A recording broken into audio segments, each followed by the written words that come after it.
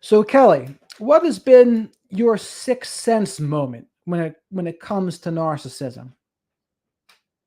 Well, I wouldn't have known it at the time, but it was definitely in childhood. I think there is a moment in time where we know that we are being treated differently.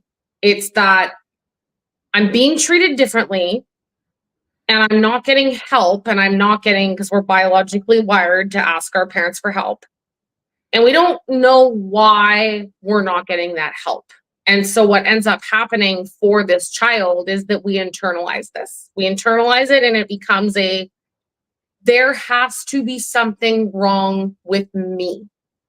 And that is the foundation of where I believe I started, if you will, in this world of diagnosed CPTSD, narcissistic family. Like if we build the house, we've got the family system, we've got, like the eating disorder, we've got the scapegoat, we've got the rebellion, we've got, now we're picking crappy people.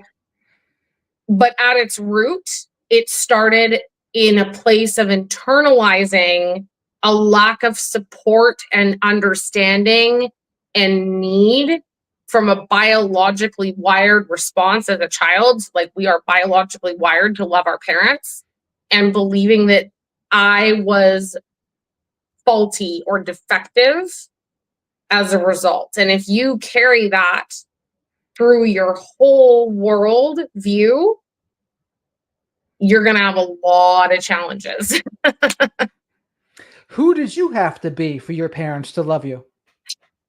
Well, I had to be a gymnast. I had to, so the thing with me, to be quite honest, I'm a firm believer in attachment theory. So Bowlby's attachment theory, I am disorganized attached. And there are some experts that believe that CPTSD, it's not that CPTSD isn't real, it's that CPTSD is actually the crux of having disorganized attachment.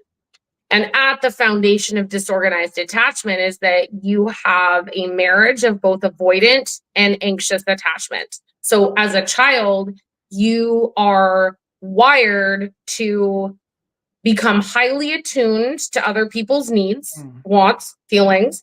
You're able to scan a room very quickly, and the reaction of the parent is very unpredictable. So what you were in trouble for on Tuesday, you're now maybe being praised for on Wednesday. And the confusion, the dissonance that this causes that child in the developmental parts of their life, which is very important, we don't really know what to do with this. So we're basically like a catcher in a baseball game. Like, I don't know what pitch you're going to throw, bro. I know that you want a strike, but you might throw a ball, you might throw a changeup, you might completely overshoot.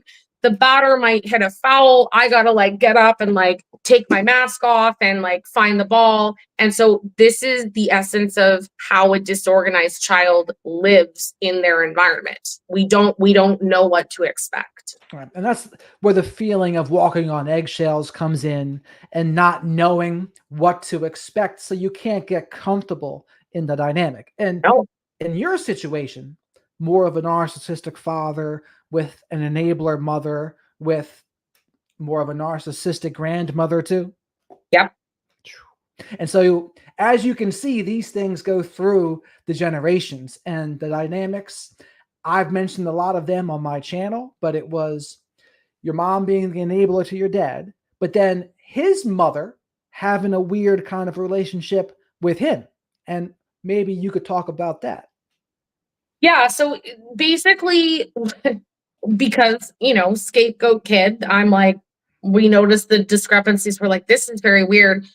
My notice, if you will, because you said, what was the sixth sense? Like, this was all part of it, is that I was like, okay, I go over to other kids' houses and kind of see this dynamic, that dynamic, whatever. Like, it's going to be a little bit different, but she was always there.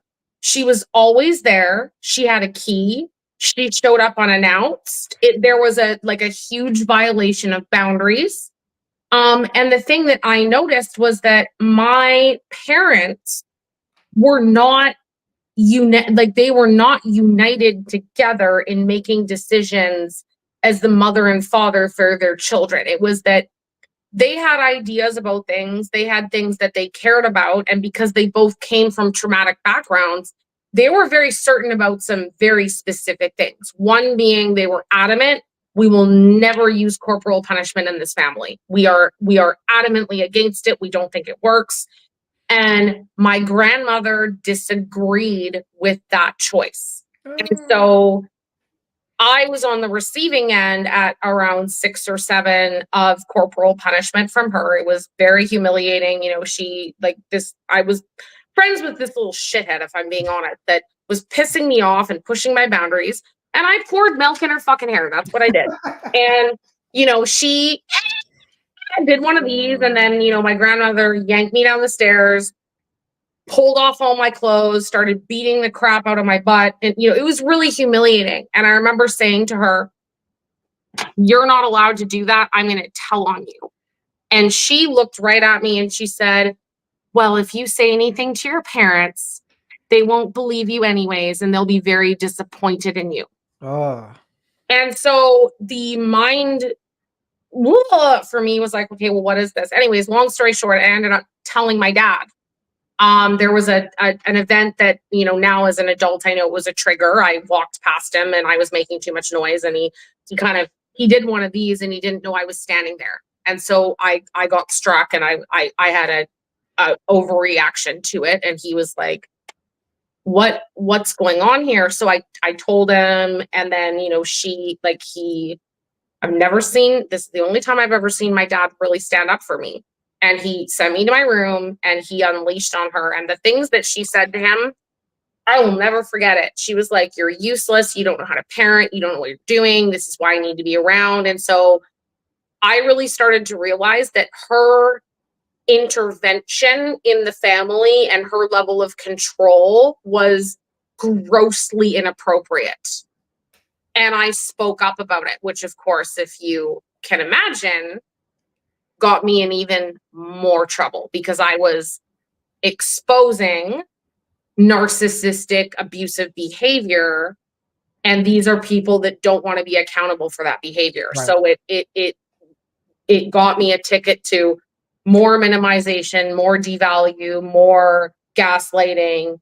And, you know, you take the kid that's already internalizing, I'm being treated differently because there's something wrong with me.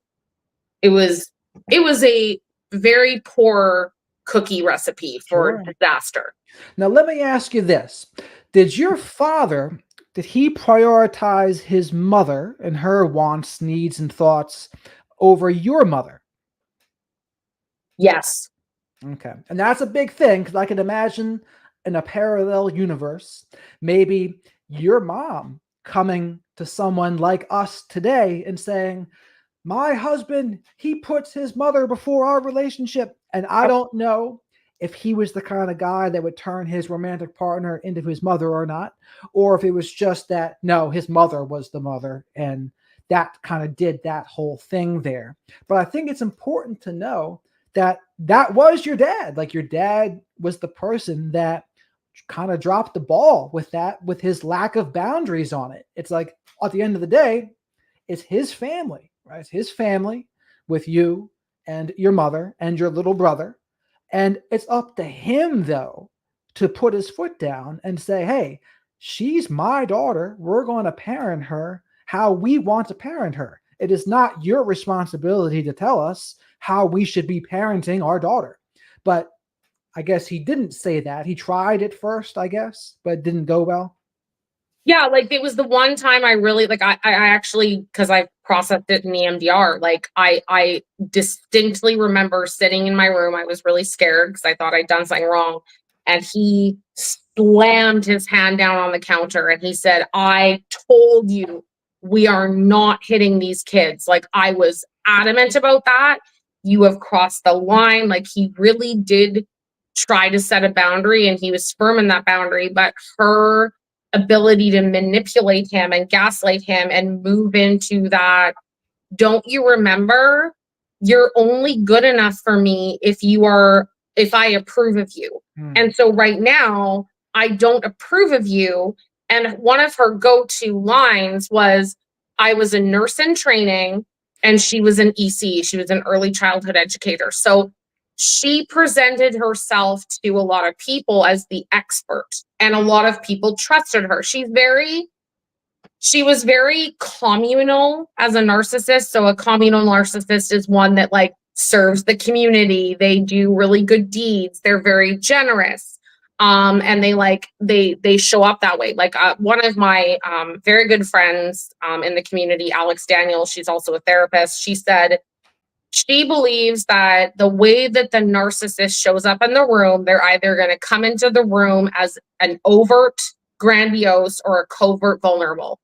And then the way that they manipulate or injure is going to be like your sadistic, your communal, your somatic, like you could go through all the ones. And so my grandmother's game was that she was a Christian, she was kind, she was generous, she cared, she paid for things, she was this like, I'm here for my family, I show up in all these ways. And so the dissonance I can imagine for not only myself, but even my own parents, to be fair, is like, well, this woman is an expert.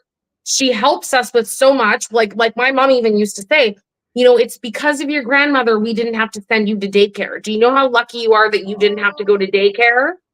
But she has to justify that in her mind, because how could her mother-in-law, who is a nurse, who is an ECE, who is an expert, be harming her kid behind closed doors when she's not around? That can't be true. So I have to dissociate from this. I have to exit this, because that is too horrific for me to accept. Because if that is true, and as we talked about a little bit earlier, that means that she's my brother. And my brother ended up with a myriad of issues. I mean, her older brother, he ended up dying very early from colon cancer.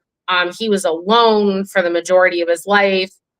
Really sad, because the guy was off the charts brilliant. Like, this guy could have, you know, like, we're talking Einstein, NASA, like brilliant level mind, and it was put to literal crap on the ground because of the abuse that he endured.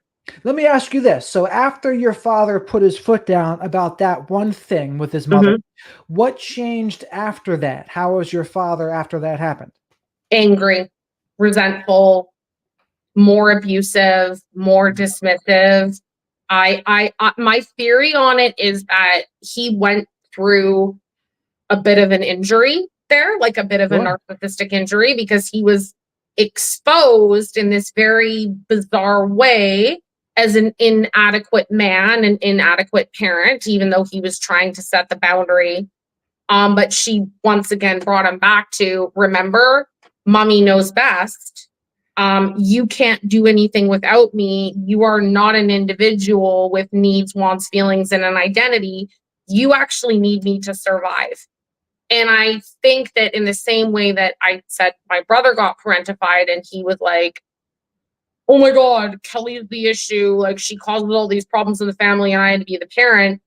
I almost feel like my dad experienced the same thing in a different way. It was like, if this kid had just kept her mouth shut, if this kid had not pissed her off, if this kid wasn't so outspoken, and if this kid was just more malleable, then we wouldn't be in this situation. So instead of him being able to like have the confidence and the identity to like stand true in his self, he cowered and went into a place of, this kid is the problem. Because I remember after that, it got bigger and bigger and bigger and more, and the volume got turned up, and I was like, oh my God. And of course too, I learned me speaking up, me telling the truth, it only gets me in trouble. So I started to learn that lying, like not lying in the sense of I didn't really do this thing and I'm going to lie about it, but more, Kelly, are you hurt right now? No. Kelly, did you throw up? No. Like, it was lying about things that would require me to have needs and wants and feelings. That was the most dangerous thing for me as a kid. So I started to like shove that down, suppress it, and pretend that it wasn't there because that was safer. Okay. So the person you had to be was invisible with no needs so that you didn't. It's kind of like the Japanese saying that the nail that sticks out is the one that gets hammered first. So Yeah. in a relationship like that, or in a family dynamic like that, you try to blend in and act like you have no needs when in reality you do have needs, of course, but you would suppress them and betray yourself. And I guess we'll call that self-sabotage too. But this was the beginning of you being the scapegoat. Or do you consider yourself a black sheep too? All of the above, for sure. Because it was not even just blending into the background. It was that because I was blending into the background and I have this very distinct, I learned in 2023, like I got the, not that this is like matters per se, but it matters a little bit. I got the ADHD diagnosis. So it's like, I was always a little bit more neurospicy. And so there were things that couldn't be ignored. I had chronic ear infections. So I was sick a lot as a kid. I have asthma.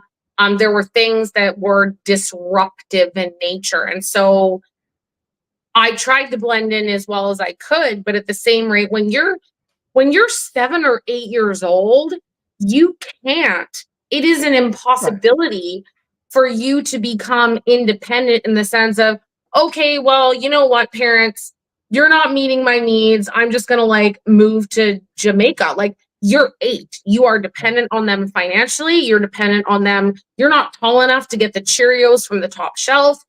You don't have any money. And so you have to adapt to figuring out how to get your needs met without pissing them off and being abused. It was a dance. And that's the thing about it. Like you said earlier, people try to connect to their parents. It doesn't matter what their issues are. The kids are going to try to connect. And 2 more things I want to ask you about your dad and his mother's relationship before we go back to I guess we'll call it the future. But so your dad subscribed to his mother's distorted version of reality, we'll say. He was putting her thoughts and opinions over his after he tried to put his foot down. And you also mentioned to me that he was enmeshed and probably was parentified by his mother. What did that look like? Yeah, there was just, like I had said before, there was an inappropriate relationship there in terms of, and people, a lot of people think that enmeshment means like Oedipus, like, oh, they were having some, inappropriate sexual, it's not that. It's that the narcissistic parent, grandparent, whatever role you want to put them in, that inappropriately enmeshes with a child, it means at a basic level that they are emotionally relying on this child in an inappropriate way. It's how they should rely on a spouse or at the bare minimum another adult. But they're putting that responsibility on this kid. And the kid learns that in order to get love and approval from that parent, they have to attend to that narcissistic parent's needs. And so what I saw with him is he was very much in the same way I am with him. He would pivot and move around her actions, her needs, her wants. And he was, I'll be honest. Here's the irony. My grandmother, my dad's mom, personality wise, she and I are super similar. That woman had more tenacity than any woman I've ever met in my life. The woman went blind in her like 60s. She powered through. She like went to CNIB. She taught other blind people like how to function. The woman beat incredible odds. And that's something that I really admire about her. But she still really inappropriately relied on her son and interfered in the family's relationships. And my big clue, my big clue where I was like, I call it Post-it notes for nervous system, because our nervous system is very primitive, right? Like our cognitive brain is our more developed brain. And I found out from my aunt, she said, did you know that your grandmother, she was a caretaker for this family? Because I told you, like, she's ECE, all this. And I said, oh yeah. And she said the family basically had to fire her because she was too like, it was like she was getting too involved. She was crossing boundaries. She was like trying to make her own rules. And so, you know, I heard this at, I don't know how old I was, 12, 13, 14, and thought, oh, well, yeah, that's kind of in line. But like organizing it all together now as an adult, I'm like, bro, this was a, and this is the thing you have to look with narcissistic behavior. It's about a pattern. There is a pattern of behavior that shows up here, there, and again. And it sounds like with her, it was entitlement and thinking that boundaries and other rules simply just didn't apply to her. And when it comes to your mother, what was she thinking and saying? And oh, it reminded me one other thing. It sounds like your grandmother was using fog, as they'll call it, fear, obligation, guilt. So when your mother says something like, well, we wouldn't be able to do this if it wasn't for her, what is that? That's fog, right? Fear, obligation, guilt. And they're acting in that fog method. There's actually a good book about that by Dana Morningstar. It's called Out of the Fog, which I think people should probably check out. But what you were saying, your mother said, reminded me of that book. Yeah. Yep. And that was the thing. Like my mom, her own family experience within her traumatic experience, having a very explosive father. She basically learned how to stay out of the way. And now she's, you know, in this marriage with this mother that she's like, oh, well, not only does she know a lot, I should be grateful because she's babysitting for free. You know, she's so involved. Like I should be grateful for it. It's the dissonance. Like Right. I know for sure my mother went through intense cognitive dissonance because my grandmother's actions and the things she's doing, but the things that my mom is like peripherally seeing don't line up. And what we know about dissonance is we want to ease that anxiety. And we often go to the lesser of the two evils to ease the anxiety. And so I think there was a lot of observation. There was a lot of better you than me, a lot of self-protection, a lot of dissociation. And so, I mean, my mom even kind of said it in a letter that she wrote me on my 30th birthday. My one of my best friends, she got 30 people to write me 30 letters. It was a wonderful gift. And my mom wrote me a letter, and it's funny, like I could tell you some of the people that wrote me letters and I could tell you some of the things that were said. My mom's letter, I didn't know at the time when I was 30, I wasn't far enough in the journey to really understand it. But she said in the letter, I didn't know what to do with you, so I did nothing at all. And it is my biggest regret. Oh, and she even knew it.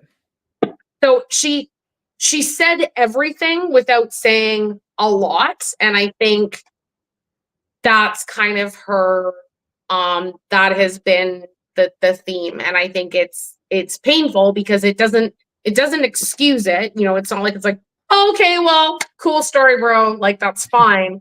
But she was the parent that was the safer option. She was the parent that did listen. She was the parent that I felt like she cared. She was the parent that was more gentle. But again, like the second the two of them started acting up, it was like narcissistic juice engagement. All teams react. Like she was just, I'm there. And I was like, And that's the thing about it too, is that the enabler, a victim and an enabler at the same time. So yeah. What are your thoughts about just an enabler in general right now?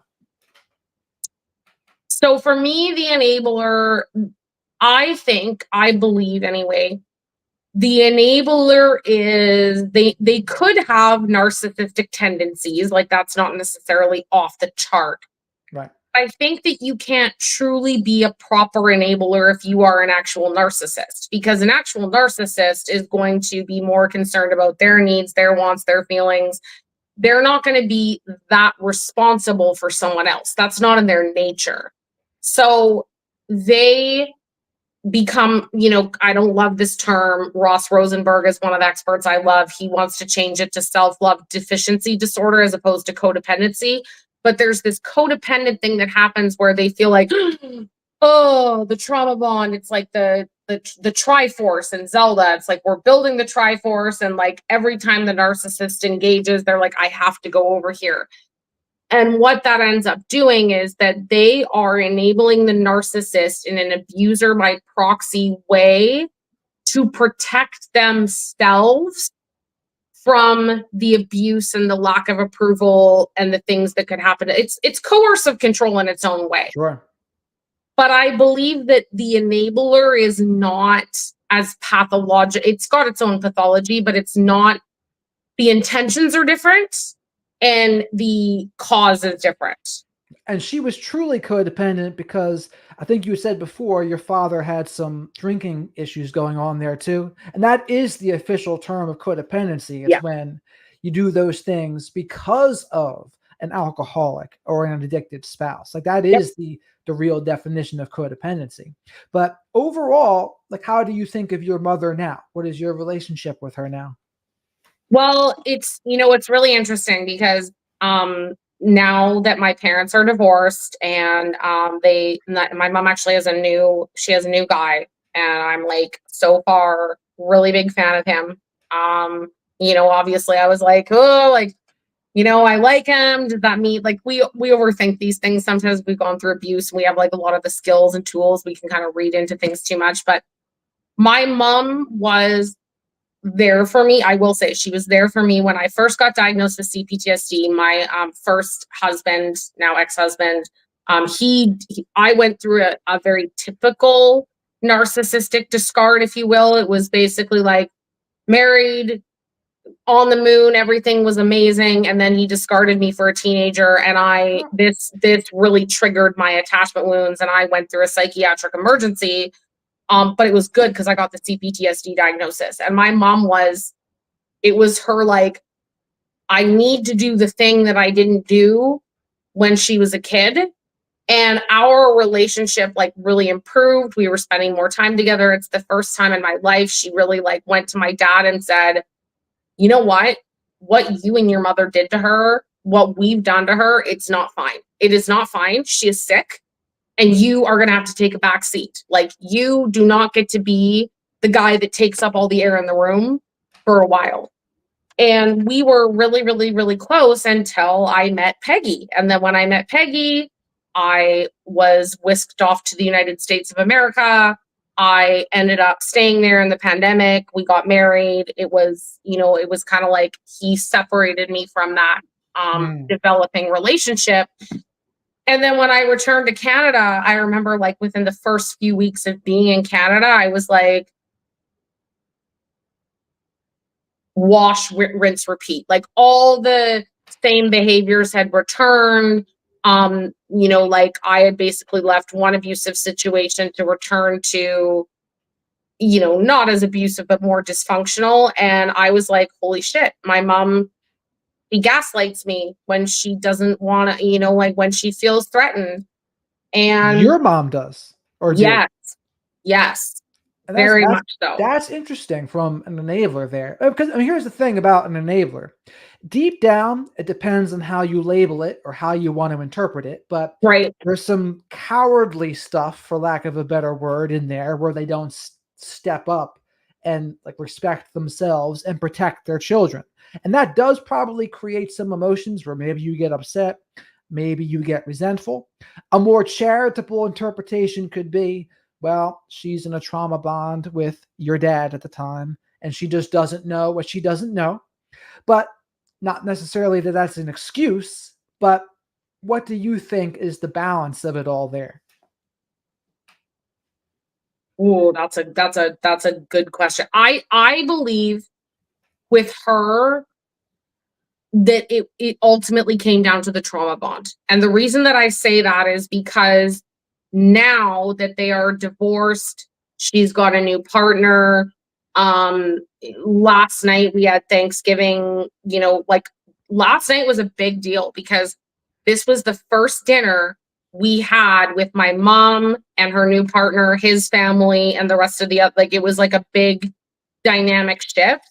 And my dad was excluded because even though my parents have been separated since 2017 and they only just got divorced, but my dad continued to be involved in everything as though they were still married, which I was like, oh my God, this is like my grandmother being inappropriately, like, what are we doing? But she has this, like I say, this new guy. And last night, you know, I made these cookies. I obsessed over it. And this is actually good because this is more old Kelly, like, you know, in the romantic relationship, you lose your identity, autonomy, all those things. And so I didn't feel safe enough to return to some of that stuff. So I made these cookies and I took them over. And the whole day yesterday, I was a disaster and I didn't understand like what was going on. I was like, what is wrong with me? Like, I'm so triggered. And then I got there and it was time for the cookies. And I remember like sitting and watching them. And I did a video on it today. And I was like, I just wanted them to be happy. But here was the kicker. Everyone was elated. They were like, oh my God, what the hell is this? This is so good. And you'd think I'd be like, yay. And I was like, but no, somebody's going to criticize me. And because I've done the EMDR work, I was like, oh, whoa, whoa, whoa, whoa, whoa, whoa, whoa. Stop for a second. For 42 years of your life, your dad, your narcissistic parent, at any birthday, Christmas, Thanksgiving, he was going to find a way to criticize, to ruin, to blow up, to dismiss, to minimize my efforts so that I would never be good enough. And then because of the dynamic, my mom would jump in as the, oh, well, you know, like it would start the cycle. And none of that happened. And my mom's new partner was like, you know, sang my praises. And I actually thought I was going to start crying because I was so confused as to why no one was criticizing me. And I went, that's some therapy right there. Like that. This is just yesterday too. This is in real time because Canadian Thanksgiving is whatever day that was. Yeah. And so with this, what did EMDR do for you? Because there was pre-EMDR Kelly, and now there's post-EMDR Kelly. What have you learned from it? What did it do? So the biggest thing about EMDR is that talk therapy, you can learn skills, and I'm not saying those skills aren't important. I'm a DBT guru. I believe everybody needs DBT to do EMDR. But the difference between these other therapies and EMDR is that it is processing trauma through bilateral stimulation. So it is an active method to getting this trauma that is stuck in your body out of your body while simultaneously allowing you to understand whatever the impact of that trauma that it had on you, what you made it believe about yourself. And if we float back, and that is an EMDR term, to what I said about the foundation of I internalized as a child that the reason that my parents were not showing up for me the way that I needed or whatever is because there's something wrong with me. At a foundational level, EMDR is not only dealing with the physical symptoms of PTSD and CPTSD, it is also dealing with the emotional attachment to the belief that you experienced these traumatic events because you are the problem. And how does it address that part? I've always been confused about how it does it. So there's a protocol that the therapist, there are a bunch of different protocols, but the basic therapeutic protocol is you pick a traumatic memory, right? We'll use something very basic for the sake of this conversation. Let's say it is a car accident and you have physical symptoms of PTSD from the car accident. When you hear slamming of the brakes or something, you do this. And so the therapist will get you to leaning into the discomfort, lean into the most distressing memory that you can extract from that traumatic event, which in itself, that's pretty brutal because you're having to go back into the file and remember it. And it's like an exposure therapy with that too, in a way. Correct. And I guess, how do they make sure they don't re-traumatize people while doing that? So the therapist has, like I say, they have a bunch of different protocols. There are protocols for dissociation, but this is why there's prep for EMDR. So there's DBT can be part of the prep. There's also resourcing that they do, grounding activities, mindfulness. And so they teach certain skills before you get into that, so that even when you start to get distressed, the therapist is able to, like, say, feel your feet on the ground. Like, there's things that they do, and they want you to lean into that distress to a certain extent. You have to. That's why it is difficult. It's very hard work. And then they get you to score how distressing this feels on a scale of 1 to 10. And you hold that distress. Then they move over here and they say, what did you believe about yourself at the time of the car accident? So at a basic level, when we're dealing with complex trauma, it might be something like, the car accident was my fault because I was complaining about the song that was on the radio. And if dad hadn't changed if dad hadn't done this, then he wouldn't have hit. So I am responsible for this car accident. And they get you to go a little deeper than that. It's like, I am bad, I'm defective, I'm unlovable. And then they get you to hold those two parts together.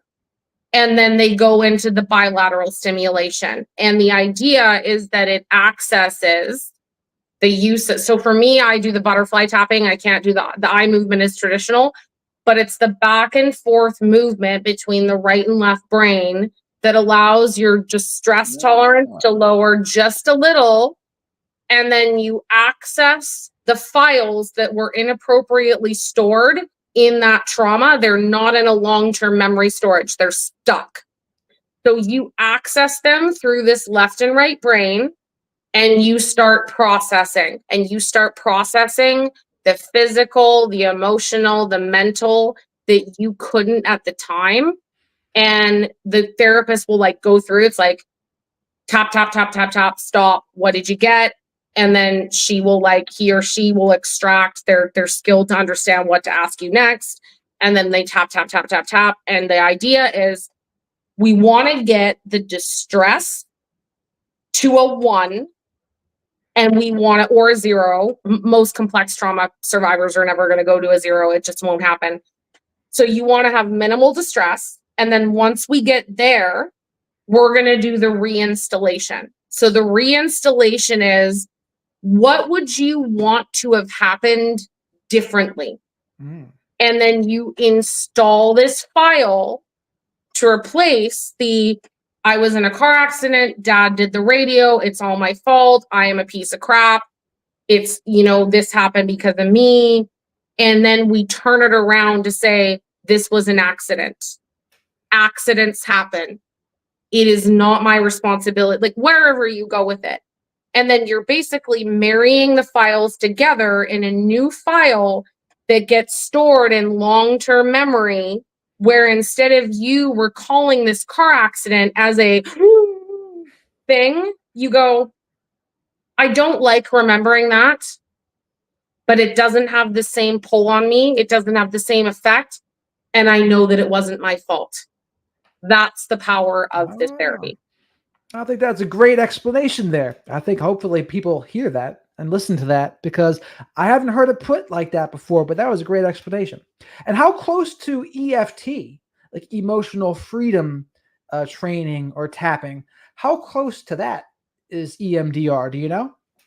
I think it's there, like, okay, like everything, there's like overlap, right? So some people ask me about, like, because therapists will pull from DBT, they'll pull from CBT.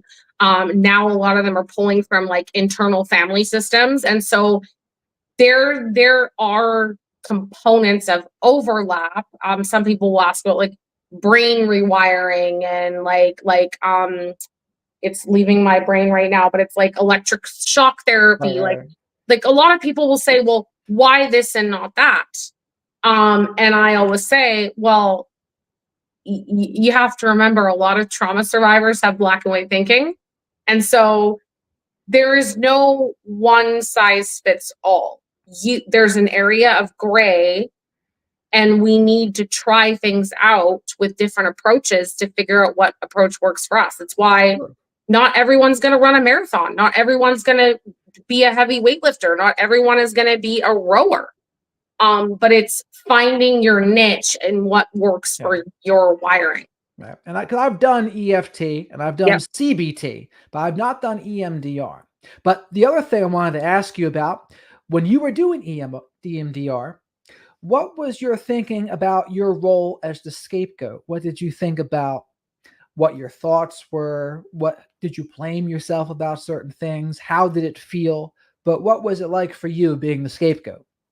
The scapegoat, so the scapegoat role and the disorganized attachment became the primary, and they still are the primary focal points of my processing. Because instead of going in and being like, okay, let's go through the day that you left Peggy, which is ultimately very traumatic, and that's important, and it's not to dismiss that.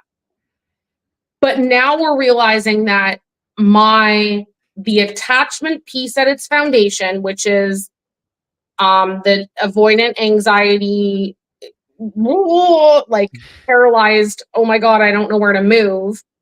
And the, sorry, I just finally lost my train of thought. Disorganized attachment and, oh my God, CPTSD. Basically, the foundation of it is that instead of dealing with the trauma, we have to scapegoat. Thank you. We have to actually deal with the fact that because I was unsure of where I was supposed to be in a room and I'm being blamed for everything, whether it was my fault or not, this is a driving force behind the majority of my core beliefs. So I'm more vulnerable and more easily predisposed to trauma, to crappy people, because if I'm over here and I'm like, people treat me this way because I'm a piece of crap and I'm always to blame. And if I just fight really, really hard for their love and approval, then I win. I am more likely to be wired and attracted to a person that kind of dangles a carrot in front of me and is like, I like you, but no, you're going to have to work a little harder. Whereas a person that shows up in a room that's like, Kel, you're awesome. I really like you. Like, I want to hear about this. I want to hear about that. I'm like, what? Why? Why though? Like, aren't you going to tell me? I get you. And I mean, what would you say to the people who are a scapegoat or a black sheep now? This is the main thing that I will say.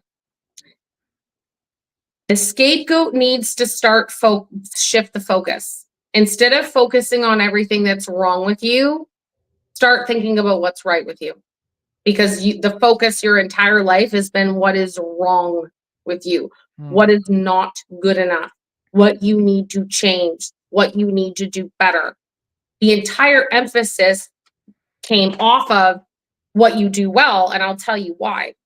The narcissistic parent, the narcissist in general, they have to have a scapegoat. They have to avoid that accountability. But where the kid is concerned specifically, they do not want you, and this goes back to my grandmother, they do not want you to have an identity. They do not want you to learn to be an independent being with autonomy, with needs, with wants, with feelings, with the ability to make decisions that are unanimous to you. Like, they don't want that. They want you to think that you are a useless turd that is dependent on them for their approval, but you're also there to serve them. So as long as you stay like locked in gear there and you're like, I just need to be good enough, get off the merry-go-round. Like, think back to like the days of, you know, playgrounds now. I don't even know what's going on playground because it's like safety plugged for all children. Not that I'm saying that's a bad thing, but like, you know, I don't know how old you are, but like we grew up with like the merry-go-rounds and the slides that got too damn hot and, you know, like things that were like questionable in terms of like regulation. But get off the merry-go-round, step off, watch it going around and around and around and realizing I am on a hamster wheel going nowhere. I am never going to get their ultimate approval. They're always going to move the goalpost. They're always going to find something that is inadequate in you. And they need that. That's supply. That is supply. Because when you're in that, you are easier to control. And then they can get supply from you when you jump through their hoops when you're in that mindset. And what I tell people is they got to unsubscribe. You got to unsubscribe from the reality, right? Yeah. And then what do you think's the hardest part for a scapegoat to unsubscribe? Well, it's simple. We are biologically wired to love our parents. It is a biological wiring. It is not something that you can sever. It's not something that you can take a grade A Gordon Ramsay kitchen knife and be like, I'm going to make the best beef Wellington we've ever seen. Like, you can't slice through that. So you have to radically accept, and instead of changing it and changing you and being like, I'm going to do all these things, you radically accept where your parent or parents are at. They are emotionally immature. They do not have the skills. They do not have the tools. Unless they do the work on their own autonomy, like unless it's their own decision, you're not going to coerce them into doing it. It's not going to happen. So you have to accept them and love them where they are. It doesn't mean that you need to accept what happened to you. It doesn't mean that you go, oh, well, I radically accept this. It's fine. But you move over into this lane and go, I am getting nowhere following this dude in the right lane going 40K and screaming at him and honking the horn, get out of the way. Like, it doesn't work. So you need to you need to change lanes. You need to get around the guy and go, I can't change you. I can only change my behavior. I can only change my thoughts and my approaches.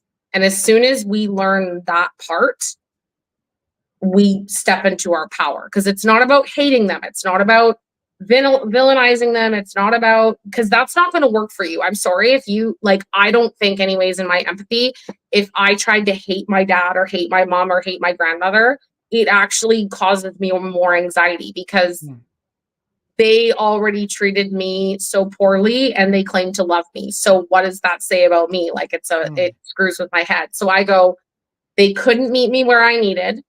They are not emotionally mature enough. They're not going to do the work. They might do it, but they probably won't. So how can I love myself, honor myself, be accountable for myself, and really like show up for my inner child as the parent that my parents couldn't show up for me? Right. Reparenting. And I can imagine an issue people might run into with that is they go into black and white, where they think, well, if I'm going to radically accept, that means I'm also going to lose me if I radically accept. Right. And I lose my boundaries or forget what they are or self-sabotage. How do you recommend that they don't let that happen? Or what were your suggestions for that? Well, that's a great question, because within my diagnosis of CPTSD, I also have diagnosed borderline traits. The main two being that I have black and white thinking. I have this is my own, realization, a primarily flight trauma response. And I can split. The difference between me and a borderline is that, so to have borderline personality at a baseline, you have to have one of these three. You have to have impulsivity, hostility, or risk taking. I had no scores on either of the, like where I was at the time of diagnosing. It was like, no, you don't have those things. So I didn't fit the criteria. But those traits still influence the way that I think and the way that I behave. And so it is gaining awareness. This is where I will say CBT. CBT is going to win here because CBT deals with thinking traps. CBT deals with the thought leads to a feeling, which leads to a behavior. So when we have the black and white thinking, that's your thought. It evokes a feeling inside of us, and then we behave a certain way. And with black and white thinking, it is going to be maladaptive because we are not looking at the evidence and we are not considering the gray or the alternative options. We are primarily basing it on, this is what I think, this is what I feel, this is what I know, it must be true, so therefore X, Y, Z, A, B, C, whatever. And so this is why people with borderline personality have a lot of trouble with relationships, because when you have that maladaptive thinking and there is really no evidence to suggest that this person is really abusive or harmful or whatever, and you I mean, I don't know if you've ever dealt with a borderline splitting, but it's pretty aggressive. Sure.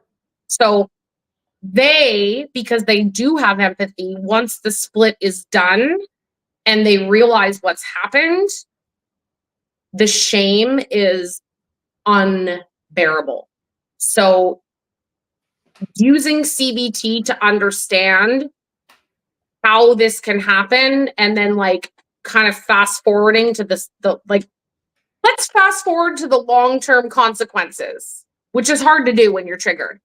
But it allows you to like step back from that impulsivity, that hostility, that risk-taking, and go, it might be true.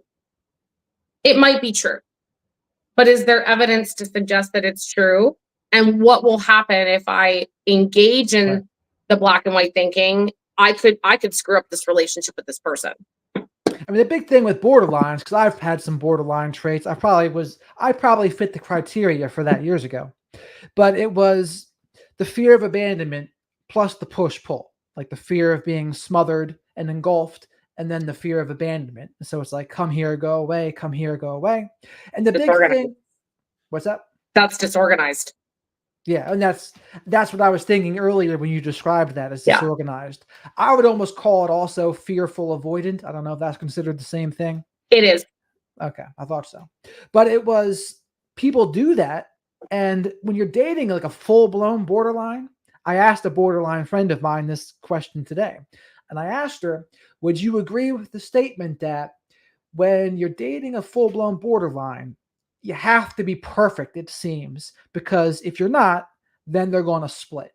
And it's almost just a matter of time before you're not perfect. But this is for the people that they haven't treated it. Maybe they haven't done CBT, or for borderline, it's more DBT. But that's what happens. And that's what would happen to me when I've dated borderlines in the past. It's good until you mess up, until you're not perfect. And then there's that split. And then it's not always a guarantee they come back to ever really liking you at all. Like once they split, it's a shot in the dark, whether they come back in a day, in a week, in 3 months, or maybe never. It just really all depends. But that also is determined by how far along are they in their recovery. Are they aware? Are they even trying? Because if they're not, then you can't expect much to change. But at the very least, if they're trying, you can at least give them some sort of grace. But it probably doesn't happen to you because you're not a full-blown borderline. But the full-blown borderlines, that's what I've seen happen to them, where they get caught. Because when they're triggered, it's like the person they've split on, it makes their skin crawl, just even thinking about that person or being around them. And I've had that in myself too. And like when you feel that way, you can DBT it, or you can try to CBT it, or maybe even try to EMDR it. But it's tough once you get that skin crawling feeling to think of it in a different way in the moment. The only way I've ever been able to do it is to take a step back and like get some solitude for a minute. And over time, as long as I'm not smothered in that time, it can come back around and I can be good. But that's me. Everyone's going to be different with it probably. But that's what I've seen in myself. Yeah, it's oh my God. The what you just said about the like I call it the ick. It's like the ew. It is really hard to return from, but I think that, well, I know that one of the reasons why I split on people is it's a protection agency. So I am noticing something with this person, right? Like even the body language I'm doing on purpose. It's like, I'm aware, I'm a little nervous. And so the second I see like this wrong thing, it comes to split. And, one of the things that came up in my psych evaluation is that, because, they go through their things, they ask you the questions. And when the abandonment thing came up, which is so indicative of cluster B, she said, talk to me about relationships and your fear of people leaving and, blah, blah, blah. And I said, oh, I don't fear people leaving. I don't control people trying to leave or engage in any of that crap. I expect people to leave. And she was like, ooh, tell me more about that. And I said, well, because at the core of my foundation is the internalization that people treat me the way that they treat me because there's something wrong with me. And so if I can get your approval, I can be as good as I can be for a period of time, you'll stick around until you find out the truth about me and you find out that I'm actually like pretty inadequate. And, I expect you to bail on me. And she told me in clinical terms, like in my report, and it was one of the reasons, like the things the therapist said, she said, that is the distinct, like it is like the line in the sand with you between the CPTSD and the borderline is that like there's the distinct, yep, I'm the problem. I'm not going to control people. I'm not going to try and, I am ultimately the problem.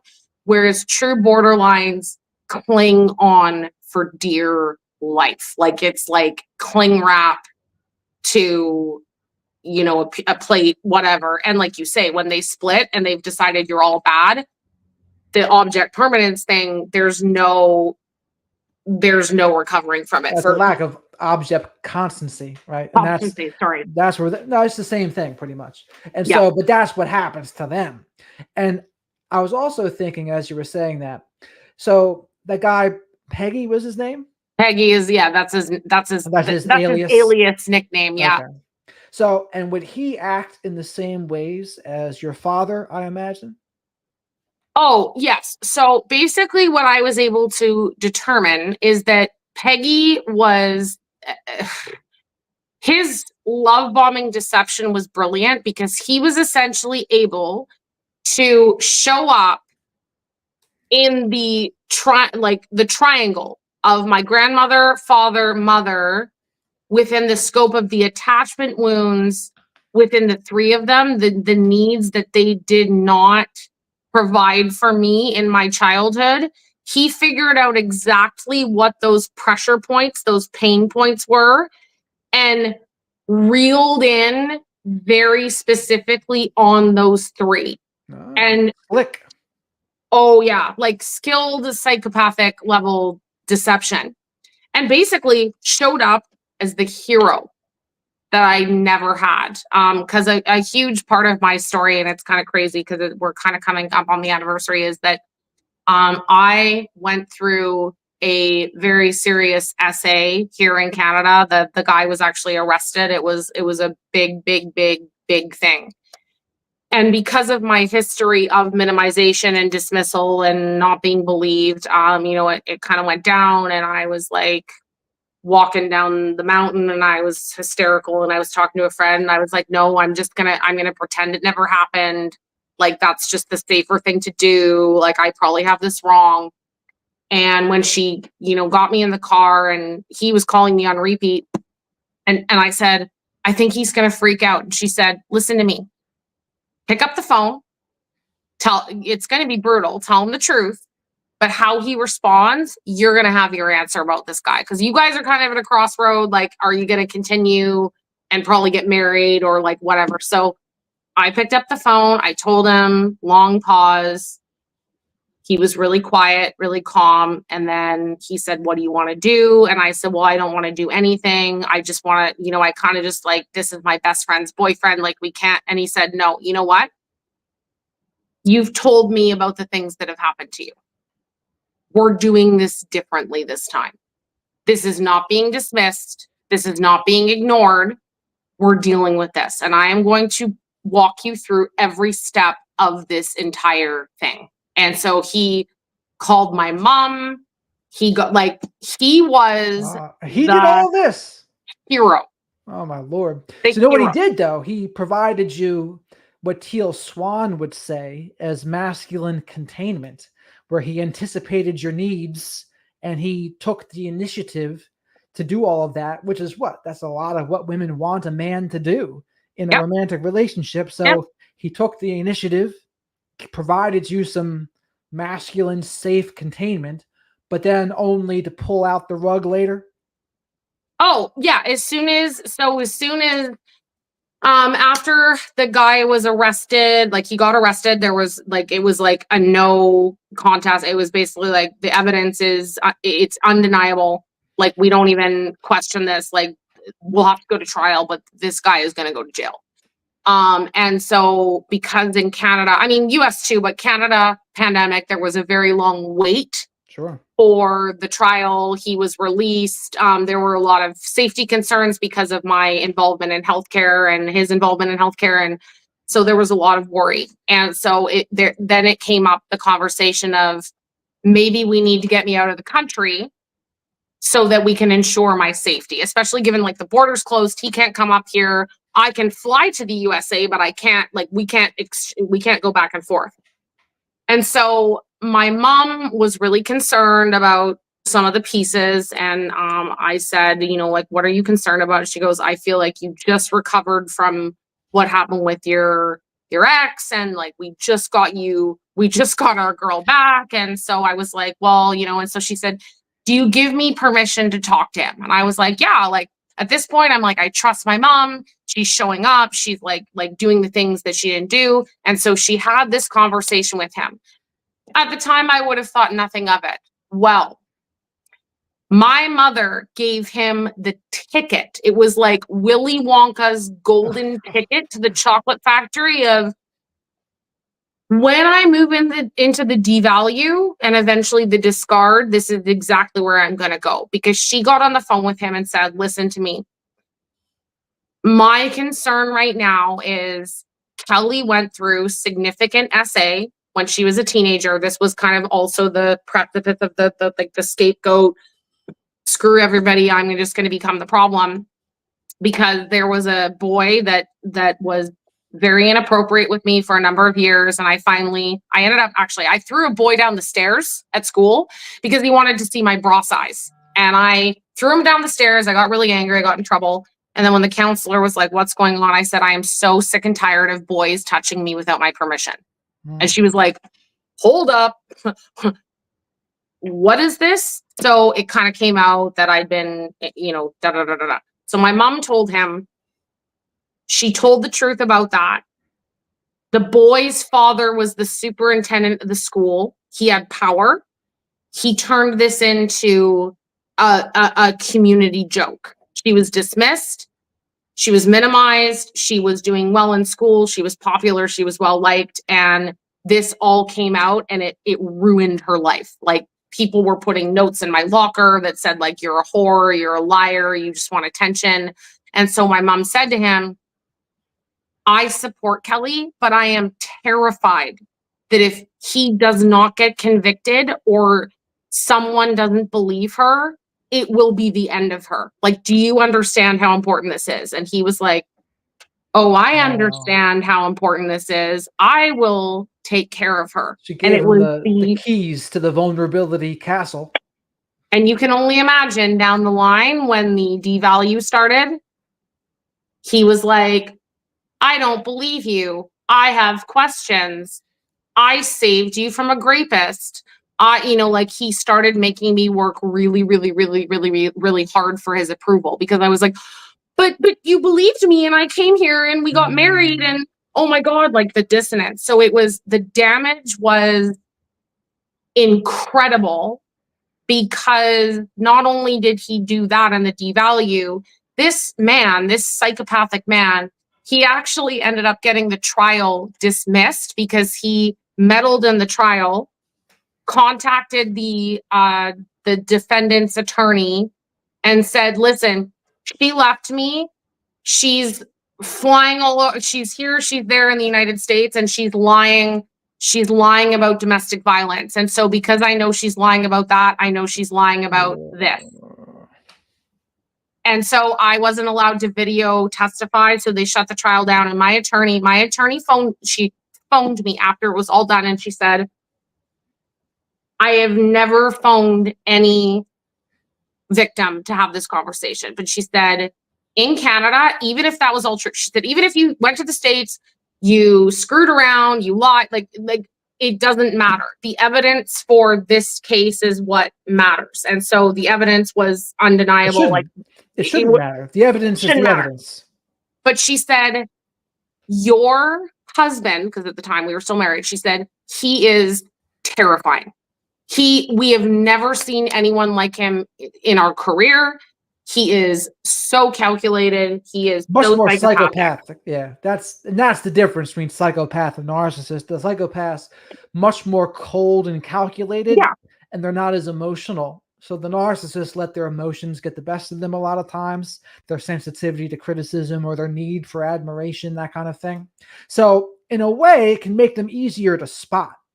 But with a psychopath, that cold and calculated part makes it much trickier because they don't often have as many emotional outbursts, I don't think, a lot of times, as more of the narcissistic people would. But and that was the thing that was so confusing is he had both, right? He was cold, calculated, but he was so, oh my God, his regulation was like nothing when people weren't watching. Interesting. So this behind closed doors thing versus just in public? Yeah. That was part of the problem. To other people observing, dude, Peggy is the bee's knees. Like he showed up as a hero for me. He was a hero. He was amazing. I thought he was the best person I'd ever met in the world. Like I was like, oh my God, I'm so lucky. All of his friends would describe him the same way.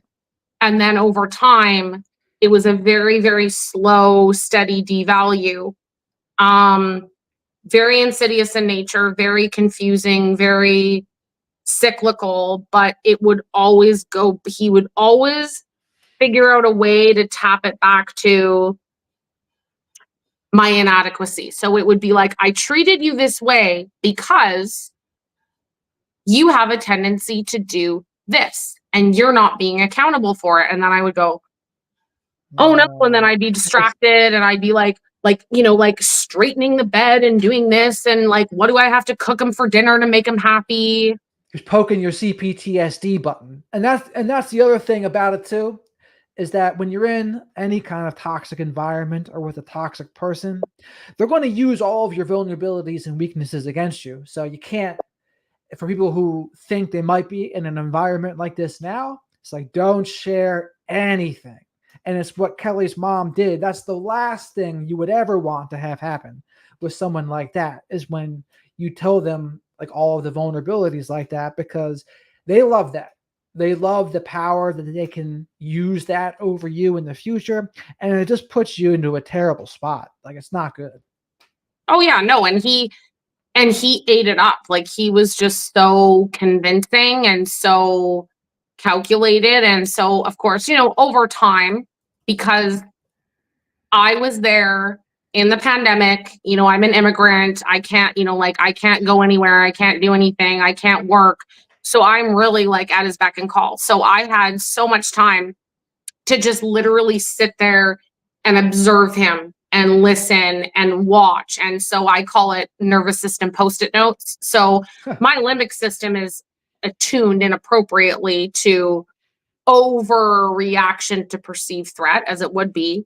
So I was like quietly taking all this information over time and building a narrative in the back brain going, alert, alert, alert, abort. This man is very, very dangerous. I don't mean to make light of the situation, but I started to see the patterns. I started to see the cyclical abuse cycles. I started to, I mean, it was getting down to times within his rigidity. It was like, yep, it's Friday. Last week he was great. This week he's been building up, like the volcano is mounting. So there's going to be an explosion. And at 5:02 p.m., this is when I'm going to see it. This is when this is what he's going to do.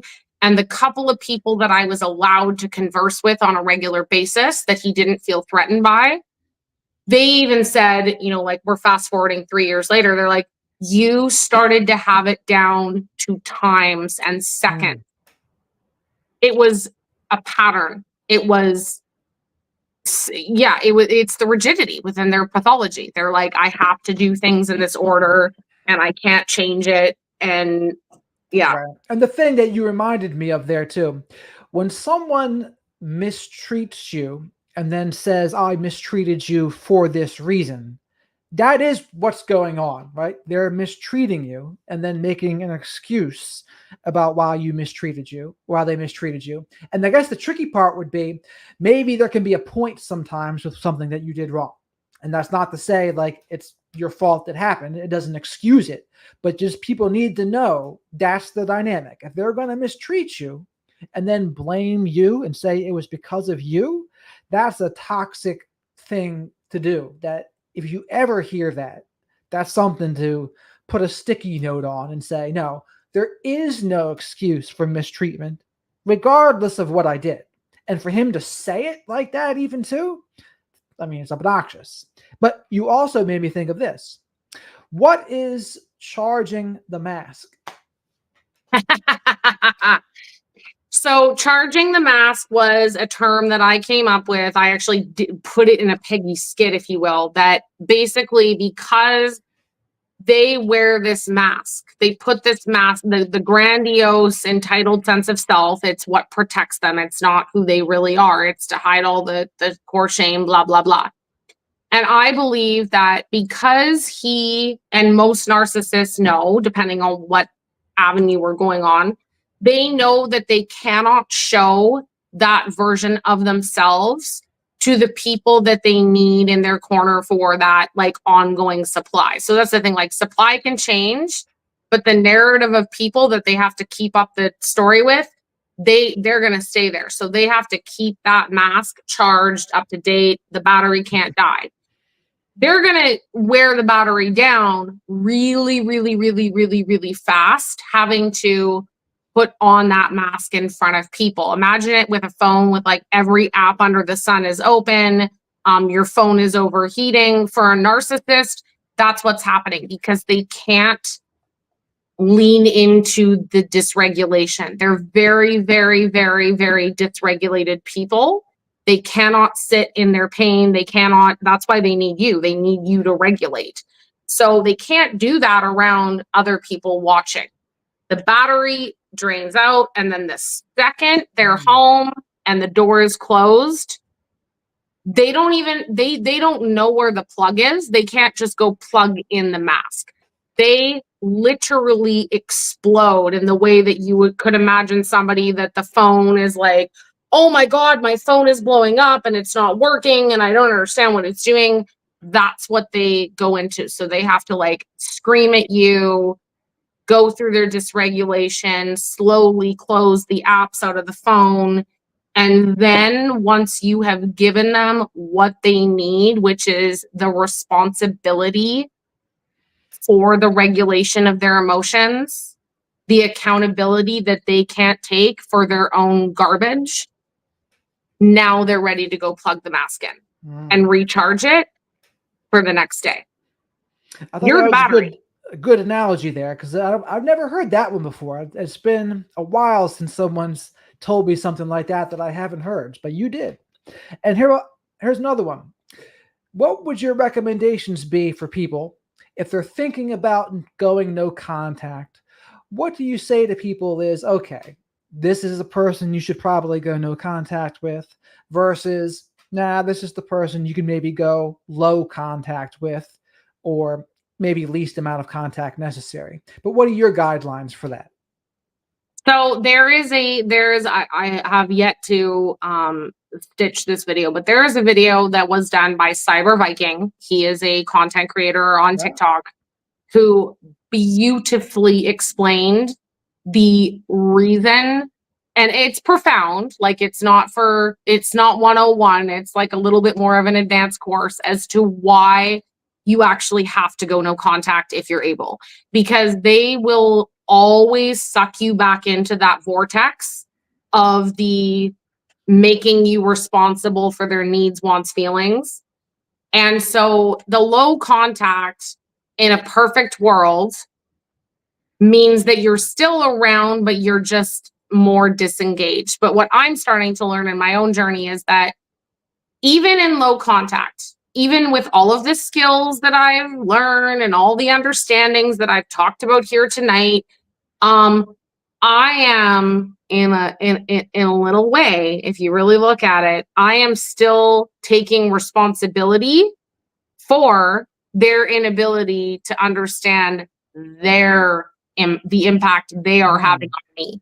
And it is exhausting, and it is still in a way a betrayal of the self. So I have to decide if I'm ultimately able to accept and come to terms with the grief around the reality, because I think I did a video on this very recently. People that go through narcissistic abuse, whether it's the family or the romantic relationship, we don't leave and go no contact because we want to. This is not a healthy relationship that just didn't work out, or even like a crappy relationship that we're just like, we just like don't see eye to eye. Like, it's toxic in nature. It was abusive. It caused harm. And you are ultimately having to leave a relationship with a person that is never going to understand and is going to choose to misunderstand you no matter what. You're never going to get closure. And that in itself causes victims a lot of grief. Sure. So, I mean, because no contact is a boundary to protect yourself. Yeah. Now, people might say, like a narcissist would say, that's a silent treatment. You're giving me the silent treatment. But it's like, no. Silent treatment to punish, manipulate, or control. I saw you made a video about that too. Yeah. But it's about protecting yourself. And so for you, in this case, though, do you think there would be a way to do that without going no contact, protecting yourself and not taking responsibility for their feelings or needs? I believe that it is about proximity. Okay. So right now, my proximity to my family, and specifically the family that is, questionable in nature, they're very close. I mean, like, I'm sitting in this chair right now having this conversation with you, and my narcissistic parent is literally 3 blocks this way.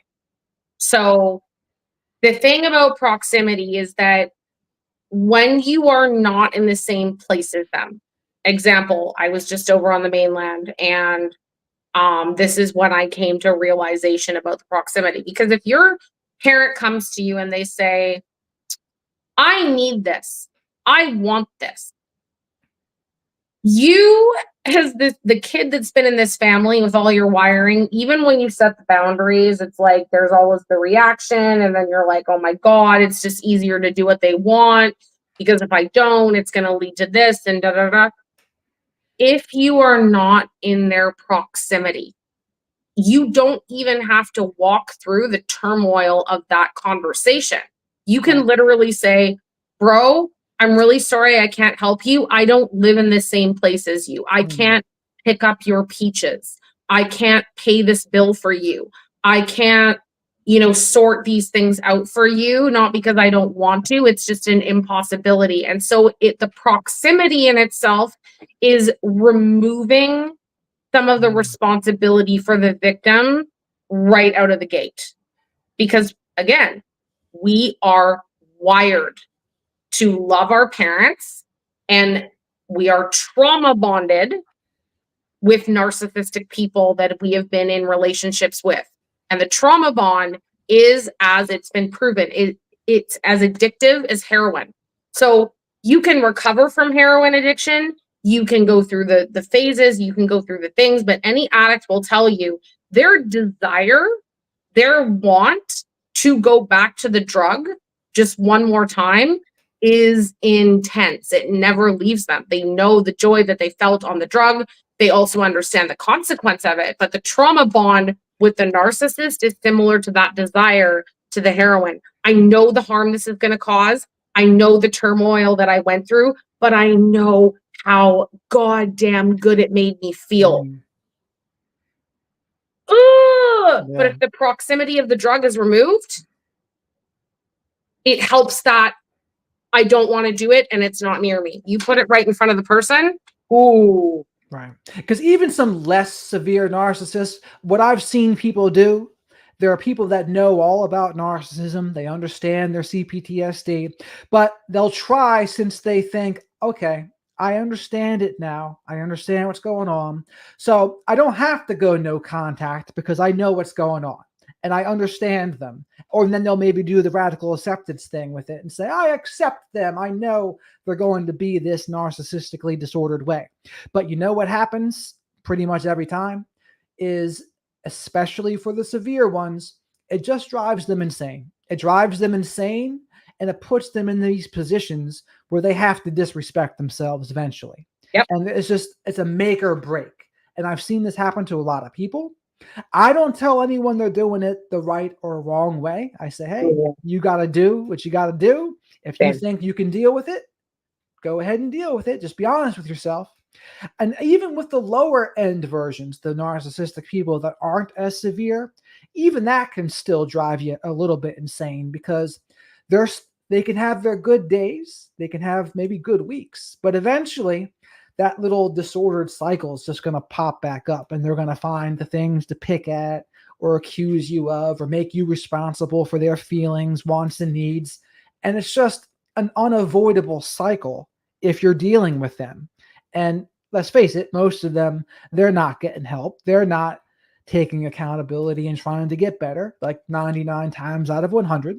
There are some people new, apparently, that are trying to, that I see on TikTok and I see on Instagram. I don't know how effective it is for them, but I see them trying. But mostly, especially the older ones, they're not trying at all. They don't even think they have a problem. So if someone doesn't think they have a problem, nothing's going to change.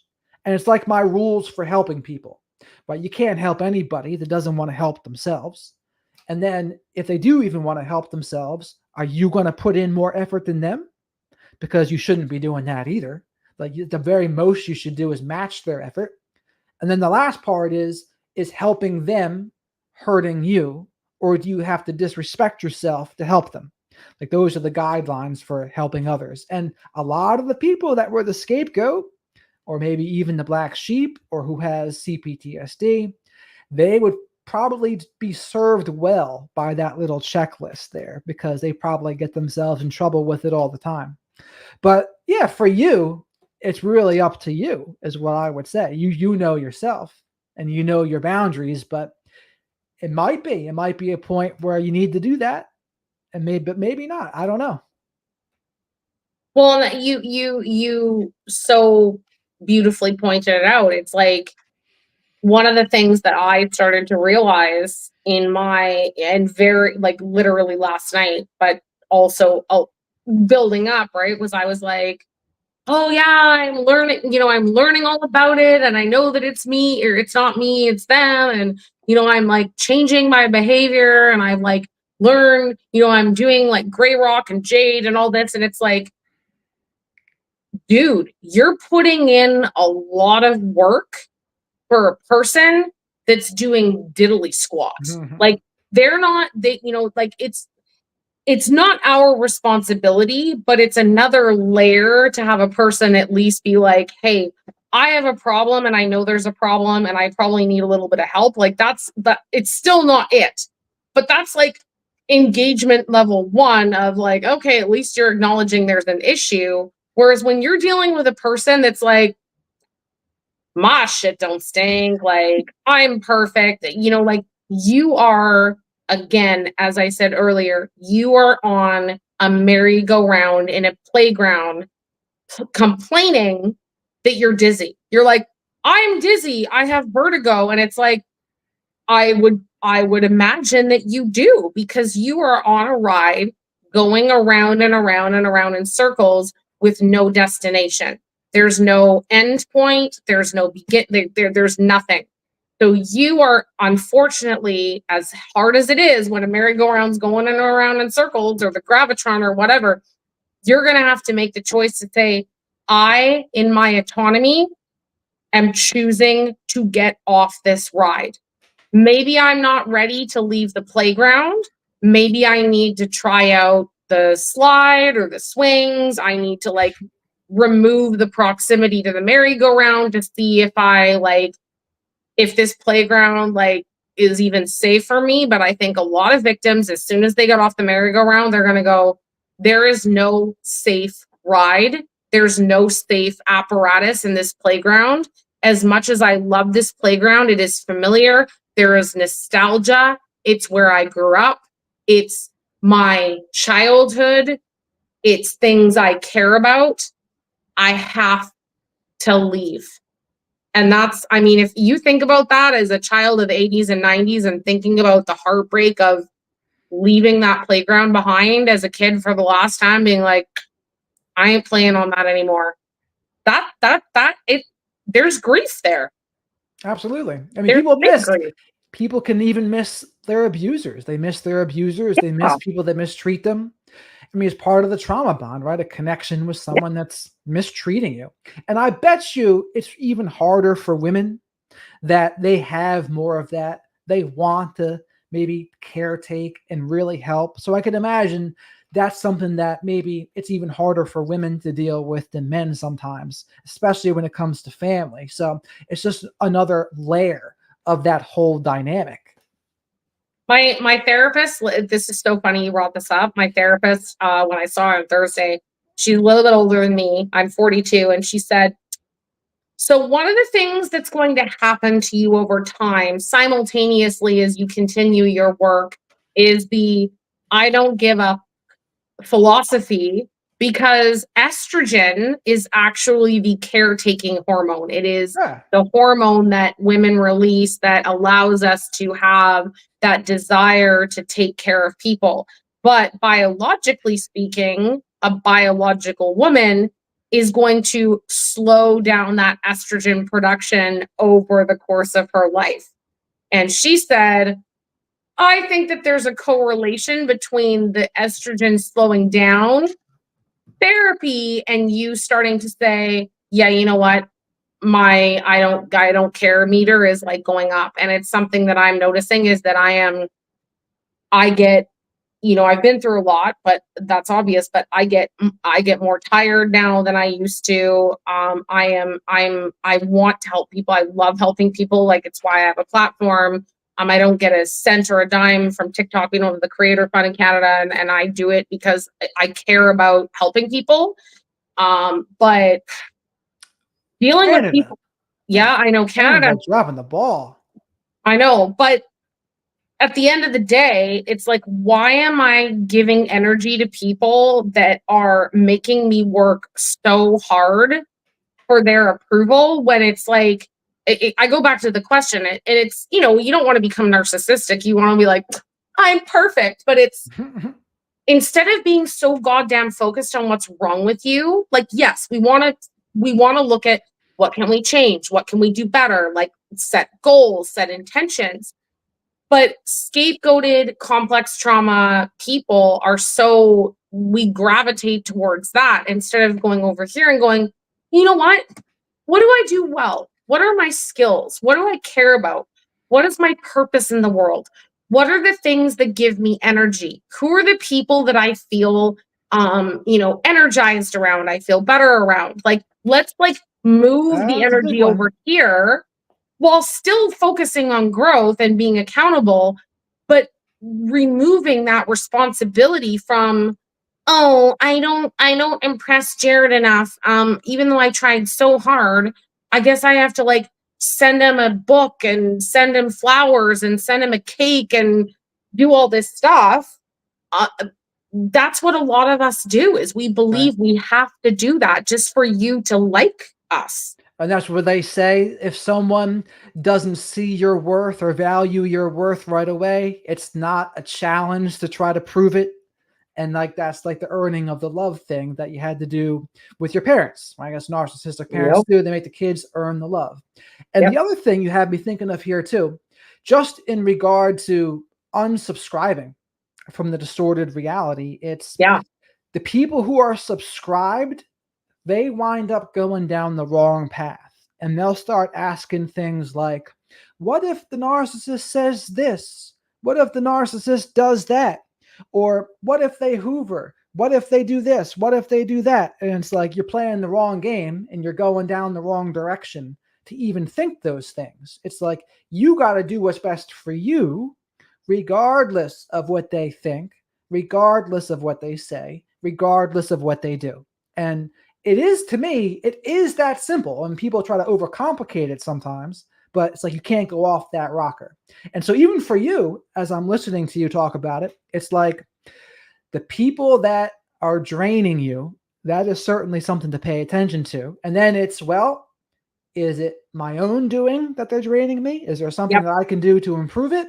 Or is it just going to happen no matter what? And it's like they say, if someone's absence gives us peace or brings us peace, we didn't lose them. That's another thing to think about.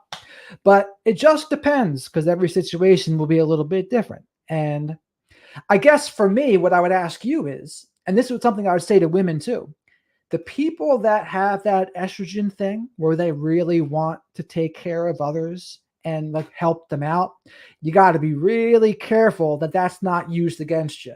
You got to be really careful that someone Oh, like that 100. psychopathic ex of yours doesn't tap into that and Yep. poke the estrogen button and say, "Oh, I can get her to do this, this, and this if I just make her feel a little bit inadequate. If I make her feel like she has to earn my love a little more, or if I start pointing out things she's doing wrong." And if it works, then that cycle can happen indefinitely until someone jumps off the ride.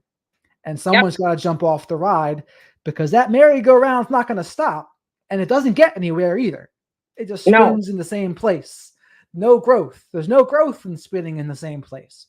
But what do you think it is that gets people stuck on the merry-go-round where they're afraid to jump off? Or what do you think they think will happen if they jump off?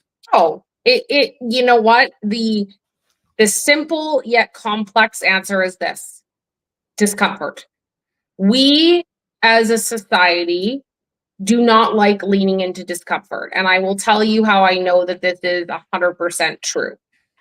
You were talking about like, oh, what if the narcissist does this? And what if they hoover and all this kind of thing? And I look at it like this: if you have an injury, there's something wrong in your body.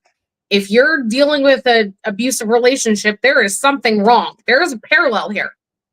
And you go to a physiotherapist or a doctor or whatever doctor you want to put, and they say, this is what it is, and this is what you need to do to fix it. Well, what if I just changed my shoes? What if I stopped doing squats? What if I took vitamin D? No, what I'm telling you is this is your injury. This is what caused it. These are the exercises that I'm going to need you to do to strengthen this particular injury. It's going to suck. It's not going to be easy for you. You're going to have to dedicate time and energy to it. But they don't want to accept that this is the answer to their problems. And the reason they don't want to accept that this is the answer to the problem is because they are actually going to have to do something that they don't want to do, that is uncomfortable, and it doesn't allow them to make excuses for what is really happening. And a lot of people do not like that. And my physiotherapist told me the last time I was over there, because I was like, oh, I have this thing.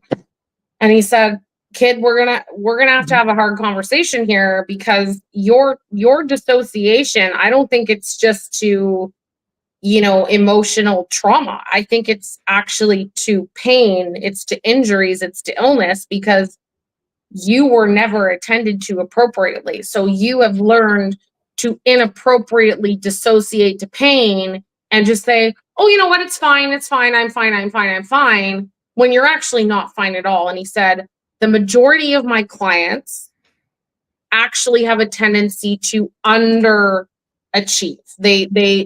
I'm uncomfortable. Oh, that hurts. I don't want to do that. And he's like, bro, you're gonna have to let me do that. You're gonna have to do this if you want to change it. Whereas he said, I'm unusual. I'm on the opposite end of the spectrum. I overcompensate. I work too hard. I overexercise. I take too much responsibility for things that aren't mine. So I think people have to understand, if you wanna see change, it's the same thing as going to the doctor and the doctor telling you, dude, you got to stop eating all the blueberry muffins in the morning. Your cholesterol's high. You're going to have to stop smoking. You're going to have to quit drinking. You're going to have to do these exercises that you don't want to do. You're going to have to quit this narcissistic person. Period. They don't like that. No. And I think, like, do you have a workaholic response a little bit with your CPTSD? Because that I probably do myself, but that's also probably why we both do what we do, and we have like the content that we create, etc. But it's certainly not everyone's. Like, and then you have to determine, well, how much of that's healthy, how much of that's say trauma response, how much of that is an avoidant tactic. So you do this so that you don't have to do this, and I say, even the people that are really obsessed, like the Alex Hermosis of the world, I already know what the hardest thing for someone like that would be to do, which would be to sit still and not be in front of any camera, not be creating content, not working, but just doing something simple and basic, like hanging out with a friend that's not like going to the gym or something, but just keeping it simple. That would be the hardest thing for them to do. Something that there's no like ego in. That's where they would really struggle. And for the people that have CPTSD and the scapegoats, what is the muscle that they need to work the most? Oh, it is it is the simultaneous job of learning what you are not responsible for, but also being able to lean into those uncomfortable feelings. Because so at the core of CPTSD, right, there is an emotion regulation issue that is attached to an internalized belief that we are defective.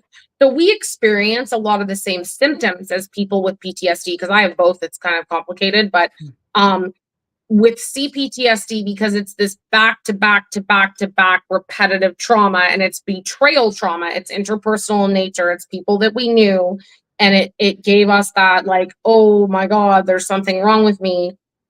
You have to really deal with that emotion regulation stuff and really understand that in order for you to heal, you are going to have to, like you say, sit in a room in silence with your discomfort and start to understand, what am I feeling? I don't need to be afraid of it. I know that it feels very scary, but starting to understand what your body cues are, what those feelings are. Is it anger? Is it sadness? Is it anxiety? Is it, repulse, like disgust, whatever it is. And then where do you feel it in your body? And understanding where you've been holding that traumatic energy, because it is manifesting, it's inappropriately being suppressed. And then once you start to learn to do that, you have to develop the skills where you lean into it and don't blame yourself for feeling this way. The thing I always tell people, and I tell kids, and I say for childhood development, is your feelings are valid. You feel the way you feel. You cannot tell someone, don't feel sad, don't feel mad. No, that's not it. But here's the key. It is what do you do with that feeling? So you cannot say, I'm angry, so therefore now it is fine for me to pick up this glass and throw it at the person I'm mad at, and then go, oh, sorry, bro, I was triggered. That's just what I do, is I throw glasses. No. That's not it either. So it's feeling the emotions, identifying them, and then understanding, how do I behave when I feel a certain way? Whether it's I avoid, I exercise, I eat food, I drink alcohol, I do heroin, I spaz at people, I throw dishes, I don't know, go online and start like arguing. Doom scrolling. Yeah, like whatever it is that you behave, you would engage the maladaptive behavior. That's where you have to go, oh shit. When I'm mad, I feel it in my stomach, and then I want to run away from it. And so the first thing that I do when I'm mad is I start eating cookies. Like that's where you see the behavior, you identify it, you have some self-compassion, you go, okay, your anger cues were never accepted or attended to in your childhood. No one ever said to you, Jared, I know you're really mad. Like, I get it, buddy. Like, you're really pissed, and it's okay that you're pissed. But buddy, like, we can't be throwing stuff. Like, that's not cool. So what do we need to do to, like, do we need to go and sit in it? Do you want to go and sit in your room? Do you want to build Lego? Do you want to run around the track? Like, what can I do as your parent to help you deal with this anger in a healthy way? Our parents didn't do that shit. And instead, we became overly responsible for ourselves, and we became responsible for other people's emotions. Yeah. So it's like guilted, shamed, blamed. Draw the line in the sand. Yep. And even just hearing what you just said, it reminds me, yeah, I would never hear something like that. Oh yeah, it's okay, you feel this way. No. It's just not how it was, right? It's not a thing. Wasn't our reality. But what are your suggestions for people that maybe have a narcissistic parent or an enabling parent, and coming to terms with maybe letting go of resentment, coming to terms with forgiveness, or even just truly understanding what actually happened? And some of this is where you are in the process, right? Someone who doesn't know, they don't even know their parents narcissistic. They don't know their other parents an enabler. And then you get awareness, and then maybe you're angry. Oh, what the heck is this? This person's narcissist. This person's an enabler. Now what do I do? And when people come to you with that kind of thing, how do you walk them through it? I tell them, well, it's the radical acceptance thing, but one of the things that I'm really coming to terms with myself is that fighting your love for them, fighting your desire to love them is a waste of time. Like the more you fight, like think about, remove your parent from it. If you've ever really been in love with someone, like truly, like you love, it's not a trauma bond. It's like a real, I really love this person. If someone woke up and said, tomorrow woke up and said, Jared, I want you to stop loving this person. Is that going to work for you? Or are you just going to be like, oh, okay, cool. I'm just going to turn down the volume like I would on the radio and be like, bye. That's not going to work. So the more that you deny this, the more that you fight against this reality, I think the harder it is for you to figure out what you're going to do next. It's kind of like being in grief after someone has passed away, and a lot of people stay in that like denial stage where they're like, I can't believe this happened. I'm angry. I don't want to accept it. But eventually you do come to a place where you accept that this person is no longer here. You love them. You think about them. It's a little less painful as the days go on, but you ultimately accept it. And I think that's the direction that I am going to be more attuned to moving forward. Is I'm not telling you to stop loving them. I'm wanting you to see it for what it really is, not making you responsible for it, not making Right. it mean that you're less than. And then with that information, what do you want to do from there? Not, oh, go no contact, go low contact, use gray rock, use jade. I mean, those are all effective. I'm not saying don't do that, but it's giving the individual the autonomy and the agency over their life with their parent that they didn't have as a kid. They didn't have the option, the autonomy to say, I want you to do, like, I want to do Right. this. I want to, like, we didn't have that as kids. Now Yeah. we have the autonomy. It's an empowering thing to say what you would say to them, because it gives them their power back, where Yep. they're no longer having to jump through the hoops anymore, but they can make their own decision from there.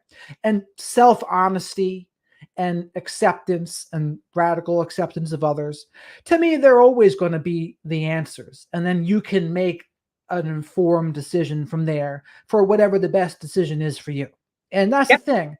No one knows what each person's individual situation is. No. Everyone's going to be in a different situation.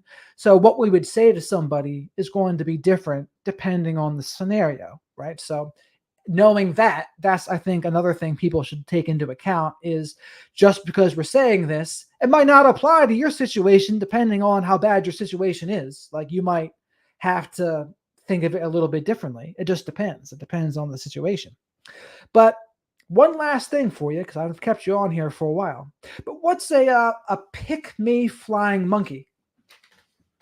Oh my God, a pick-me flying monkey is, well, because I just recently did this video on the, the male specifically. I try not to gender things, but this particular video was the male narcissist and the female friends. And the idea is that the narcissistic person, really at the end of the day, whether they're male or they're female, they are as attuned to any victim that they pick, just like Peggy was with me, where it's like, oh, I see all these like traumatic things that I can like use.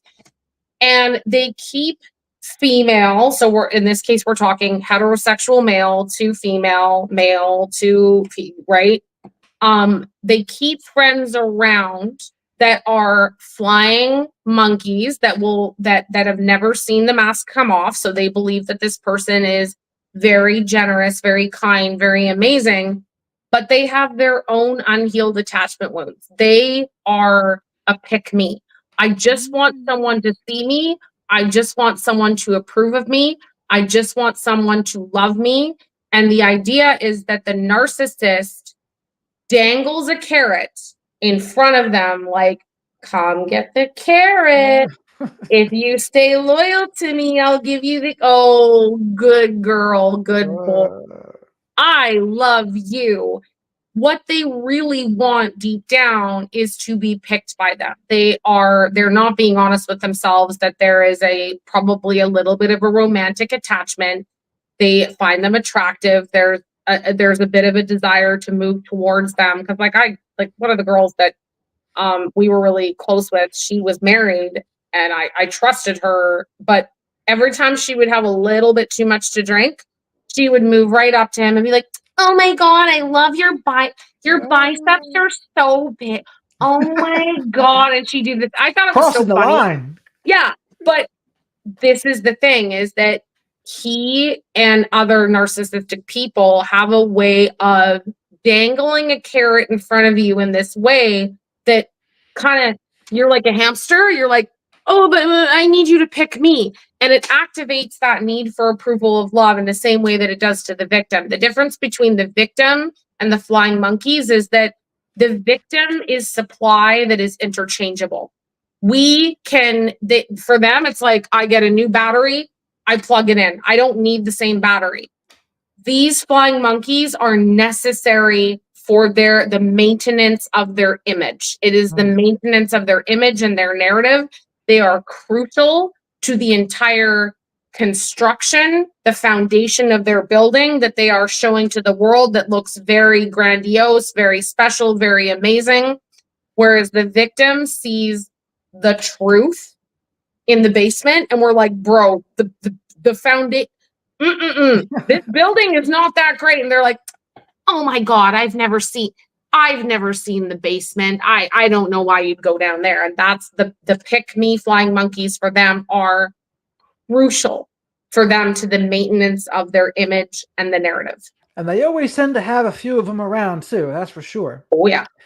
And the online environment is pretty conducive to them because you see them creating content and they have all their people there in the comment section to defend them too. So it's like the online version of that.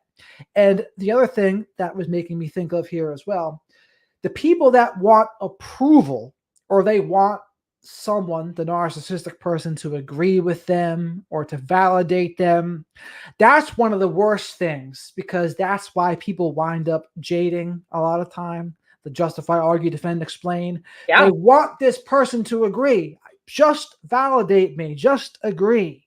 But they never do. They'll never do it.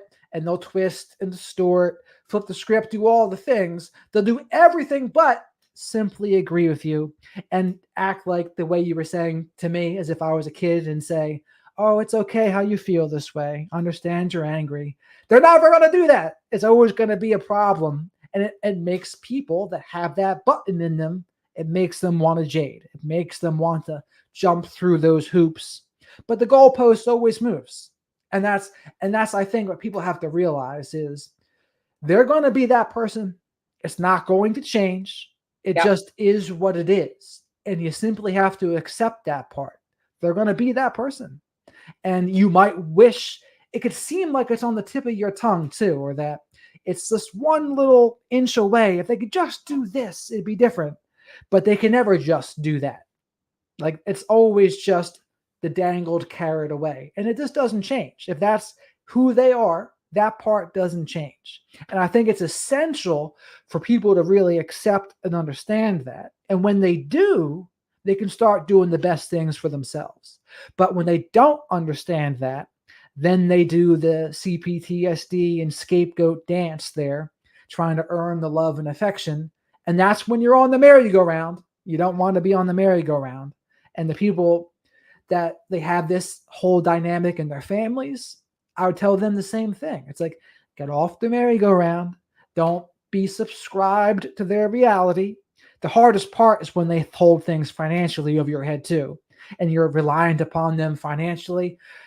That's just like a co-parenting situation where it's probably the second hardest is when you're reliant on them because of fiscal circumstances. And that's a whole nother ball game to have to deal with. But it makes it tough. It makes it tough. And it makes people, you really have to get honest with yourself and have the balance of, okay, what's my part? What's their part? When am I going too far? And what do I have to do because this is just the circumstance I'm in? It's a lot to handle and it's a lot to deal with. It absolutely is. Well, and yeah, financial abuse was a huge part of mine because I was an immigrant. He was the one that had access to all the community funds. At one point he did, he was like, oh, no, money. And the bank was like, oh no, she can't have a bank account here until she has an SSN. So it was a perfect storm for him because, he then was able to be like, well, I didn't financially abuse her. I wasn't able to put her on the bank account. And I remember my therapist at the time said, dude, no. So that's like saying that you couldn't give your kid, like, I'm not a kid, but this was her analogy. That's like saying that you couldn't possibly give your children an allowance because they don't have a bank account. Like that you can take out cash and give cash and say, okay, like here are all the things that you need. But it was the perfect way for him to have even further power and control. Me being like, again, trapped in another country and like it was just something to hold over your head. And it's something with plausible deniability too, where they can, to the outside, some people might believe his explanation, but thankfully your therapist saw through it. So that was good. But Kelly, where can people find you on TikTok? They can find me on TikTok. My name, which if you type me in, it's gonna come up. It's Kelly Conrad. That's my real name. Tinker Kellita with 2 L's is the handle. And I'm now just Kelly CPTSD and trauma educator, because that is, at the end of the day, guys, like, I talk about the family, I talk about the scapegoat, I talk about EMDR, I talk about Peggy, I talk about the abuse, but my niche, my baby, the thing that I really want to help you all to understand is that foundational piece of having gone through the complex trauma, and that even though all these other things are symptoms and they're important, how do we get you as a person to a place where you can start to scaffold in your healing to build the building that you want to build, not the building your parents built with the shitty foundation or the floors that didn't work out, where you ultimately lead to inner peace and purpose. Those are the things that I believe that a person needs to be happy and whole. Yeah, it's about the foundation. That Yep. the CBT plus DBT plus EMDR. Yep. To me, that's a solid foundation. If you can do Yeah. that and have some self-honesty, you won't get too far off the course. And it's like what I would say with radical self-respect too. If you have those things, you're not going to get too far away. And they're like guardrails that are going to protect you. But we do have one question here I'm going to ask that's a good thing to end on here too. Sure. I'm not sure if you can read this or not, but so it says, so I feel that I'm damaged and stuck in that hyper-vigilant mode. Mine moved out this weekend per court order. I need to start doing better, but I can hardly breathe some days from panic attacks. What would you say to this gentleman? What I would say here is that is expected. That is actually exactly what I would expect, because think about it. I don't know how much anybody knows about addiction, but when an addict, the substance is taken away from the addict, their body goes into complete turmoil, withdrawal. I need this drug, panic attacks, like people get physically sick. And the reality is that your body is going through withdrawal. And the hardest part about it is that you are going to have to experience the withdrawal and go through the discomfort of it to heal to the other side. One of the things that takes place as just a really, really quick lesson with dissociation, which is what so many of us experience within the scope of these relationships, is that when you are activated in the relationship, so you go out of your window of tolerance and you feel your body perceives threat and you're unsafe. If fight and flight is not an option, that is not the safe option, you're going to dissociate and you are going to deactivate. Once your body goes back online and realizes that the threat is gone, in this case, the abuser is out of your physical environment, the nervous system actually has to go through reactivation in order to heal. Which, if you had to dissociate to feel safe around this person 90% of your life, what do you think is going to happen when the nervous system's perspective is, I'm safe enough to experience the activation that was not safe at the time? It's like the electric fence being turned on from Jurassic Park. Yep. But cognitively, this brain, you're like, oh my God, this doesn't make sense. I don't want to feel this. But you guys have to remember the limbic system, which is, I call it the back brain, and your front brain, which is your prefrontal cortex, which is the newer part of the development of us as species. They don't really understand one another. They're actually not very good at talking to one another, because if this one engages, whether it's perceived or real threat, this is why we can't talk our way out of trauma. We cannot talk our way out of a panic attack. If we could, cognitively, we would be like, you are fine. Why are you overreacting? We would be able to do that. But the limbic system online goes, my job is to keep you safe. My job is to get you to move out of the way of the bus that is coming at you. And if I perceive, whether it is true or it isn't, that this is happening, I am going to activate you in one of the 4 Fs, or now flop, to get you to survive. So this person is going to be very hypervigilant. They are going to experience panic attacks. And as much as you're able, as hard as it is, if you engage in behavior that is, more self-soothing, like you eat more, you drink more, I'm not saying that's the route to go, but be really kind to yourself while you're going through this withdrawal, because it's really, really tough. And the worst thing that you can do to yourself is be like, I'm a loser, I can't even get through this. Like, that is not compassionate. Would you say that to somebody that you love that was going through a hard time? Would you be like, wow, you're such a loser, you can't even like go through a breakup without feeling distressed? That don't be And that's why they say also treat yourself the way you would someone you really cared about. Yeah. Which is good advice. And when it comes to activating the nervous system again, or the limbic system, you said, do you recommend ripping off the Band-Aid or trying to do it slowly and like walking slowly into the cold water?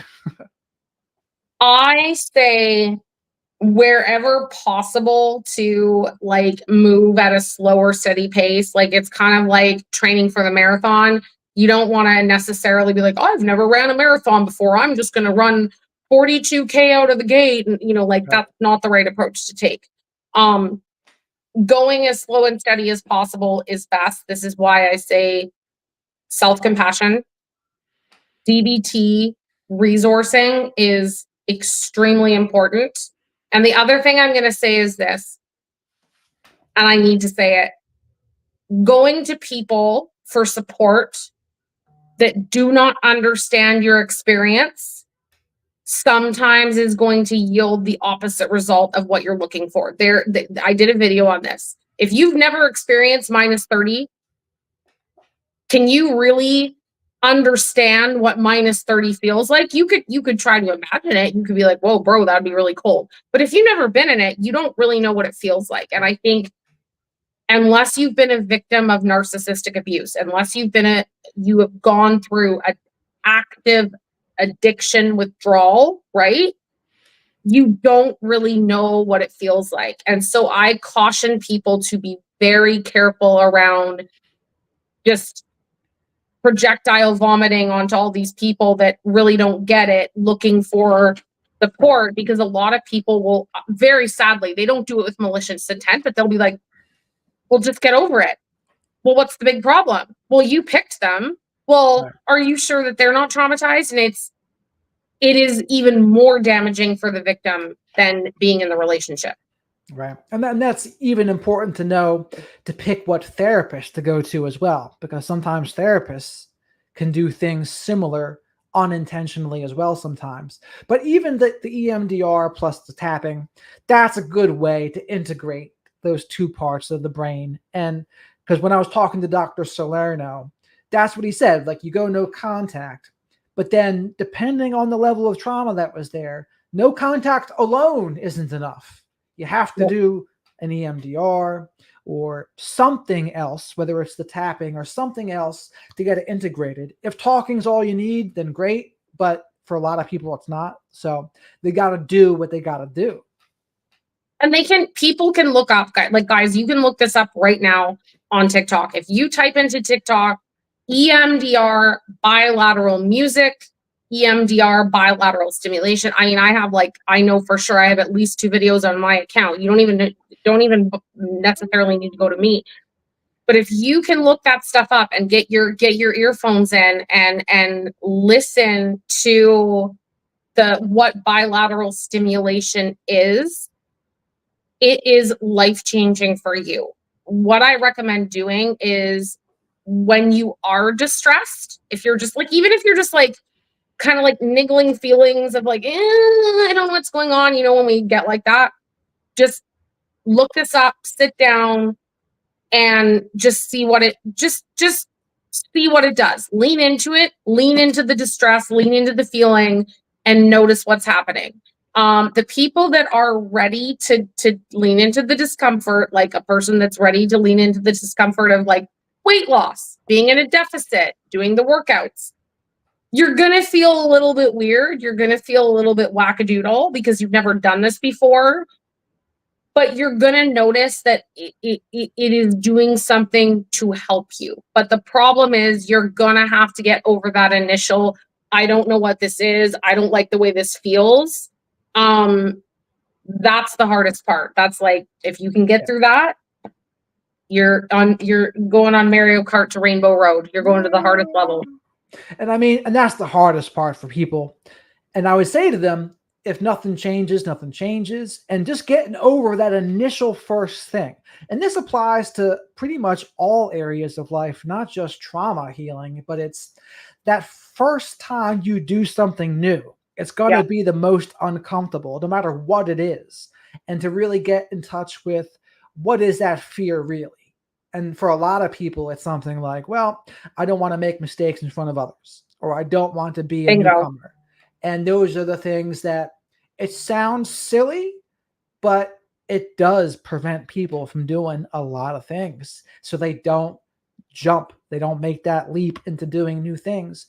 And some of that's like a sensitivity to criticism too, I would imagine, or not wanting to be embarrassed. That's also part of it. But those are the things that keep people stuck. And the people that are the most able to work through it and push through it, but then recognize the healthy ways to push through it versus the ways that would be, because I've posed this question before too. It's like, how do you know the difference between the growth that's uncomfortable, that's good for you, like the uncomfortable feelings that are good for you, versus the uncomfortable feelings of your boundaries being crossed, or the uncomfortable feelings of that's not good for your spirit?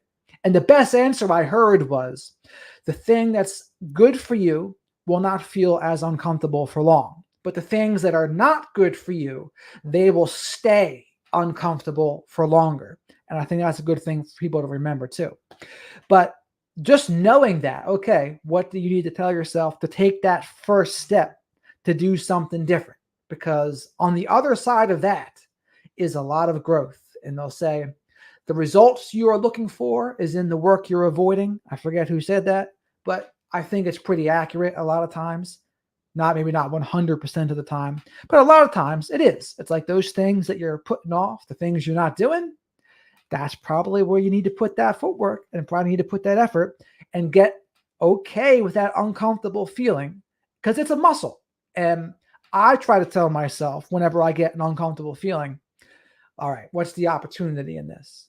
What can I learn from this?